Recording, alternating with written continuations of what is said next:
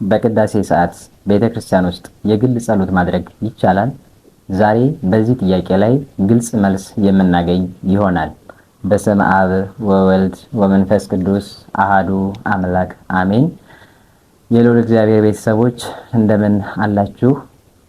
በመላው ዓለም የምትገኙ ኦርቶዶክሳውያን እንኳን ለዐቢይ ጾም 6ኛ ሳምንት ገብርኄር በሰላም አደረሳችሁ አደረሰን።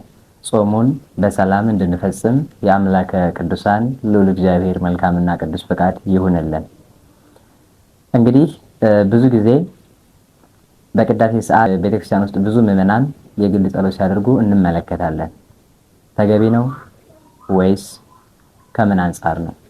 ይሄንን ወንድማችን ዘማሪ ሚኪያስ ስቱዲዮ ድረስ ተገኝቶ ግልጽ የሆነ ማብራሪያ ለኛ ሊሰጠን መልካም ፍቃዱን ሰጥቶናልና ስለዚህ በቀጥታ የምንሄደው ወደ ወንድማችን ይሆናል።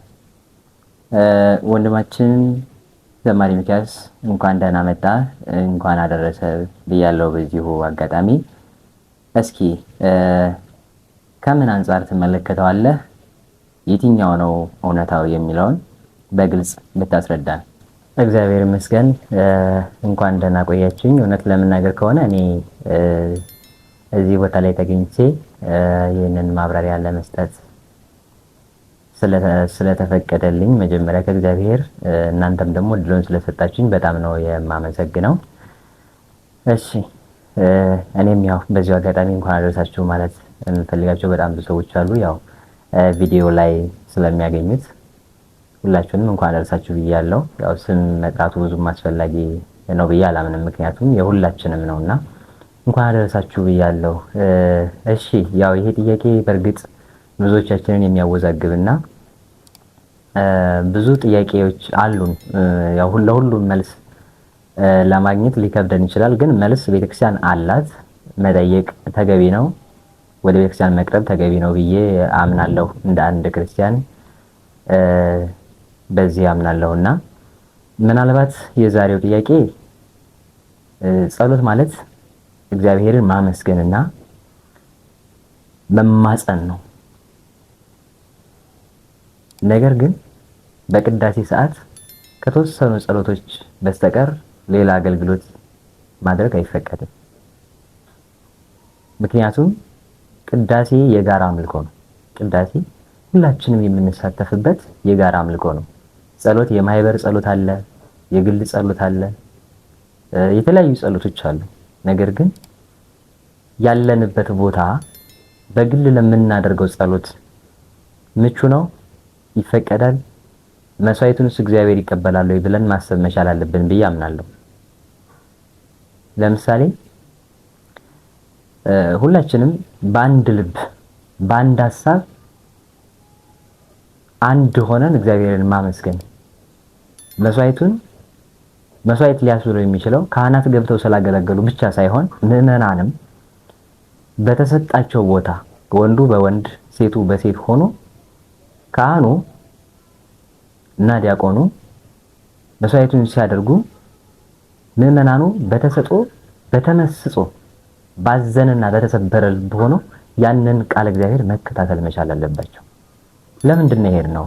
ለቅዳሴ ነው ወይስ ለግል ጸሎት ነው? መጀመሪያ ይሄንን ማረጋገጥ አለብን ብዬ አስባለሁ።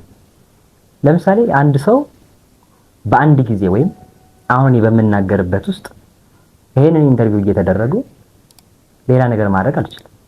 ይሄንን ጥያቄ እየመለስኩ ሌላ ነገር ማድረግ አልችልም። ወይም ደግሞ አንድ ሰው የሆነ ስራ እየሰራ መዝሙር ማዳመጥ ይፈልጋል፣ ከዛ ደግሞ የሆነ ስብከት ትምህርት ማዳመጥ ይፈልጋል። ሁለቱም ነገር ተደበላለቀበት። ግን ሁለቱም ነገሮች በአንድ ሰዓት ውስጥ ማስኬድ አይችልም። ምን ሊያደርግ ነው? አንደኛውን ጆሮ በአንዱ ጆሮ መዝሙር ሊያዳምጥ ነው፣ በሌላኛው ስብከት ሊሰማ ነው። ምን ሊያደርግ ነው? እና በጣም ትንሽ ግራ የሚያጋባ ነገር አለውና ይሄ ነገር በጣም ጥንቃቄ ይፈልጋል።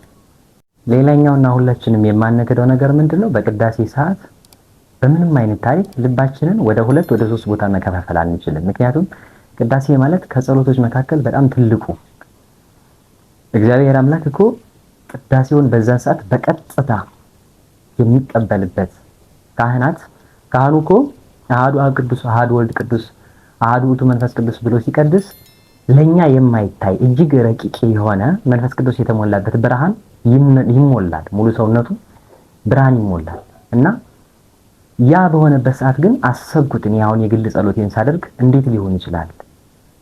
ይሄ በጣም አግባብ ያልሆነ ነገር ነውና ሁላችንም ምናልባት እንዲህ አይነት ነገሮች ይከሰታሉ። በእርግጥ ጸሎት ማድረግ ምን ማድረግ አለብን? ለጸሎት ስንቆም ራሱ ምን አይነት የጸሎት መስተጋብር፣ ተነሳሽነት፣ ስሜት፣ ፍላጎት እነዚህ ነገሮች ከምን እንዴት መሆን አለባቸው? ምን መምሰል አለባቸው? እንጠይቅ፣ ወደ አባቶቻችን እንቅረብ። ግድ የለም አንዳንድ ጊዜ ሁላችንም ከኔ ጀምሮ የምንሰራው ስህተት ምንድነው?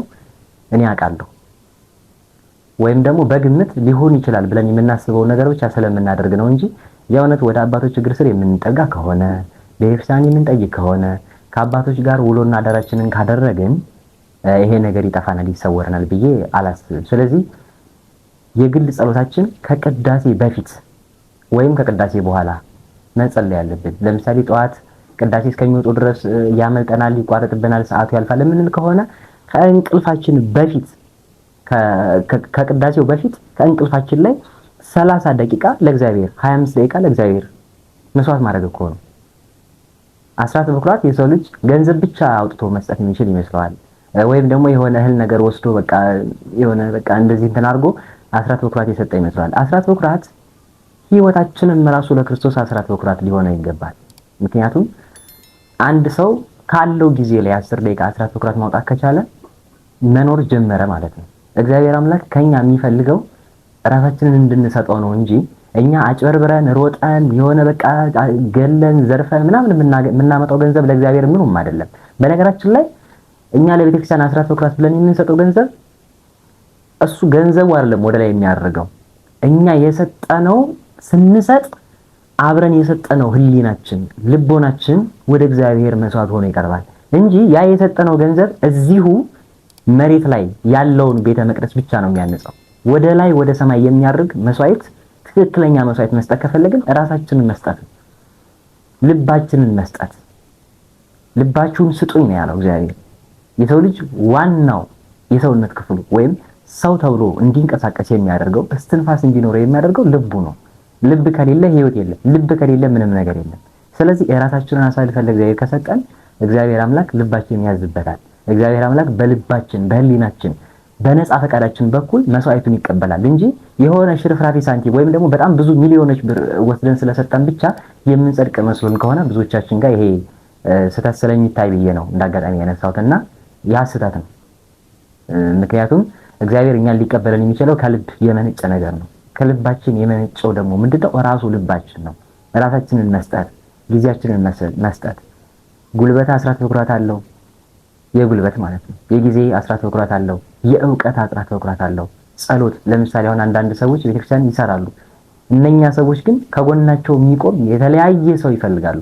አንዱ በጸሎት የሚያግዛቸው ሊሆን ይችላል፣ አንዱ በጉልበት የሚያግዛቸው ሊሆን ይችላል፣ ሌላኛው በገንዘብ የሚያግዛቸው ሊሆን ይችላል፣ አንዱ በሙያ የሚያግዛቸው ሊሆን ይችላል። ህንጻውን መስራት አይችል እንኳን ዲዛይን በማድረግ የሚያግዛቸው ሊፈልጉ ይችላሉ። በጣም ብዙ አይነት ነገር ይፈልጋሉ እና እነኛ ሰዎች ስራ ላይ በነበሩበት ሰዓት ከጎናቸው መቆም መቻል ማለት አስራት በኩራት ማውጣት ማለት ነው። ስለዚህ በቅዳሴ ሰዓት ከቅዳሴ በፊት ከቁርባኑ በፊትና ከድህረ ቁርባንና ከቁርባኑ በኋላ የሚደረግ ጸሎት አለ። ያ ማለት ግን የግል ጸሎት ነው ማለት አይደለም። ስለዚህ በጣም ጥንቃቄ ማድረግ ያለብን በቅዳሴ ሰዓት የግል ጸሎት ማድረግ በጭራሽ አይቻልም። በተለይ ብዙ እህቶቻችን የሚጠፉት በዚህ ነው። ማለት እንደዚህ እያሉ የሆነ ሰዓት ላይ ነገሩ በጣም እየገፋ ሄደና ነገሮችን በጣም በመዳፈር ባለማወቅ ብዙ ነገር ውስጥ ይገባሉና ከዛ በኋላ የሆነ ሰዎች ጠይቃቸው የሚመልሱት መልስ ራሱ ሌሎች ጓደኞቻቸውን ቤተሰቦቻቸውንም እየያዘ ሊጠፋ ስለሚችል እነዚህን ነገሮች በጥንቃቄ መመልከት አለብን ብዬ አስባለሁ። ወደ ተመልካቾቻችን እንግዲህ በዚህ መልኩ እጅግ የምንወደው እናንተም የምትወዱት ወንድማችን ዘማሪ ሚኪያስ በዚህ መልኩ ማብራሪያዎችን የሰጠን ይመስለኛል። ለሁሉም ነገር ግን ትኩረት መስጠት አለብን ብዬ አስባለሁና በዚህ አጋጣሚ ወንድማችን ዘማሪ ሚኪያስ አክብረን ስቱዲዮ ድረስ መጥተህ ይሄንን ሁሉ ማብራሪያ ስለሰጠን በጣም እናመሰግናለን። ምናልባት ነገም ደግሞ ከዚህ የተለያዩ ሌሎች ጥያቄዎችም በወንድሞቻችን በእህቶቻችን በኩል ወደኛ ሊሰነዘሩ ይችላሉና በዛ ሰዓት በድጋሚ እንገናኛለን ብዬ ተስፋ አደርጋለሁ። ስለነበረን ጊዜ ከልብ አመሰግናለሁ። እግዚአብሔር ያክብርልን። ውድ ተመልካቾቻችን ምናልባትም ይህ ትምህርት የዛሬው መርሃ ግብራችን ለእናንተ ጠቃሚ ሆኖ ካገኛችሁት ለምታውቋቸው እኔና እናንተን ለሚመስሉ ኦርቶዶክሳውያን ግራ ተጋብተው መሀል ላይ ለቆሙ ኦርቶዶክሳውያን ምን እናድርግ ብለው ለተጨነቁ ኦርቶዶክሳውያን ሼር እያደረጋችሁ እንድትተባበሩንና እነሱንም ልክ እናንተ እንደዳናችሁት ሁሉ እነሱም እንዲድኑ ምክንያት እንድትሆኑ ስል አሳስባለሁ። ስለነበረን ጊዜ ሁሉ እግዚአብሔር አምላክ የተመሰገነ ይሁን። ይህንን መንፈሳዊ ሚዲያ ግን እያበረታታችሁ ወደፊት እንድንቀጥል ሌሎች ከዚህ የበለጡ ረዘም ላሉ ደቂቃዎች ብዙ የሚያወያዩን ታላላቅ መምህራንና አባቶቻችንን ጋብዘን የምንመካከርባቸው ብዙ የምናተርፍባቸው መርሃ ግብሮችን ማዘጋጀት እንድንችል የእናንተ ድጋፍና እርዳታ ያስፈልገናል። ስለዚህ የእናንተ እርዳታ ደግሞ ሚዲያውን እንደ ሚዲያ እንደ አንድ የቤተክርስቲያን ሚዲያ እንድታበረታቱና ትልቅ ደረጃ ላይ እንዲደርስ እንድታግዙን ለማለት ያክል ነው። በያላችሁበት ሰላም እግዚአብሔር ከእናንተ ጋር ይሁን። ሰናይ ቀን